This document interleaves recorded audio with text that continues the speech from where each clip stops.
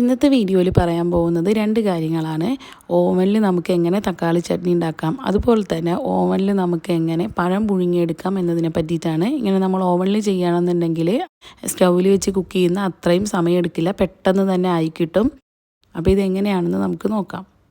അപ്പോൾ തക്കാളി ചട്നി ഉണ്ടാക്കാനായിട്ട് നമുക്ക് ആവശ്യമുള്ള സാധനങ്ങളൊക്കെ എടുക്കാം. ഇതിൽ നമുക്ക് എന്തെങ്കിലും എക്സ്ട്രാ ആഡ് ചെയ്യുന്നുണ്ടെങ്കിൽ അതൊക്കെ ചേർക്കാവുന്നതാണ്. ഞാനിപ്പോൾ ഇവിടെ തക്കാളിയും സവാളയും അതുപോലെ കുറച്ച് മല്ലിയിലയും കറിവേപ്പിലയാണ് എടുത്തിട്ടുള്ളത്. എന്നിട്ട് നമുക്കൊരു ഓവനിൽ വെക്കണം പാത്രം എടുത്തിട്ട് അതിലേക്ക് ഇതെല്ലാം മുറിച്ചിട്ട് കൊടുത്തതിന് ശേഷം കുറച്ച് വെളിച്ചെണ്ണ ഒഴിച്ച് കൊടുക്കാം.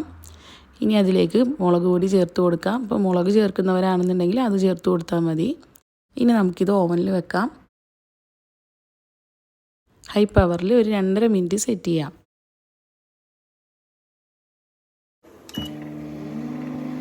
ഈ 2.5 മിനിറ്റിന് ശേഷം നമ്മൾ തുറന്ന് നോക്കുമ്പോൾ ഇതുപോലെ നല്ല പോലെ ആവിയൊക്കെ വന്നിട്ടുണ്ട്.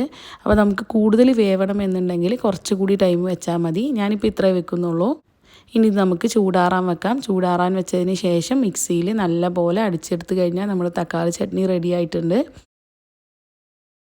അടുത്തതായിട്ട് പറയുന്നത് പഴം എങ്ങനെ പുഴുങ്ങാമെന്നുള്ളതാണ്. അപ്പോൾ ഞാനിവിടെ പഴത്തിൻ്റെ മുകൾ ഭാഗം കട്ട് ചെയ്ത് കൊടുത്തിട്ടുണ്ട്. താഴ്ഭാഗം കട്ട് ചെയ്യുന്നവരാണെന്നുണ്ടെങ്കിൽ അതും കൂടെ കട്ട് ചെയ്യാം. കുറച്ച് നല്ലപോലെ പഴുത്ത പഴമായതുകൊണ്ട് നല്ലോണം വെന്ത് കിട്ടും. പാകത്തിന് പഴുത്ത പഴമാണെന്നുണ്ടെങ്കിൽ കറക്റ്റായിട്ട് നമുക്ക് കിട്ടും. ഇനി ഈ പഴത്തിൻ്റെ ഒരു 2-3-4 സൈഡിൽ ഇതുപോലെ ചെറിയ ഹോൾസ് പോലെ ഇങ്ങനെ ഒന്ന് കീറി കൊടുക്കാം. ഓവനിൽ വെച്ചിട്ട് ഒരു 2 മിനിറ്റ് സെറ്റ് ചെയ്ത് കൊടുക്കാം.